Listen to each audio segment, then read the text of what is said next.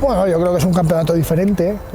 Nosotros lo nuestro tiene que ser centrarnos en la liga, pero sí que es verdad que la Copa pues, bueno, te hace ilusión, encima yo creo que es un trofeo en el que los jugadores que igual tienen menos minutos pues aprovechan y también es un sitio para enseñarse al entrenador y poder demostrar pues, que quieren estar dentro del equipo, pero es muy bonito. Yo creo que ir pasando rondas y más para un club como el Andorra, yo creo que es lo que todos queremos.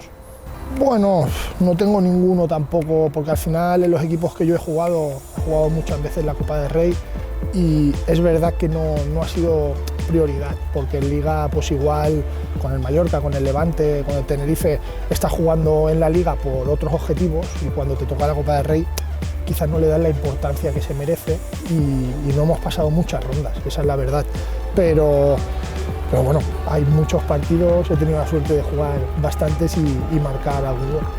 ¿Cómo te has sentido aquí en Andorra? Bien, aquí súper bien. La verdad que estoy muy contento, será mi segundo año y ojalá, como has dicho, en la Copa podamos dar alguna alegría.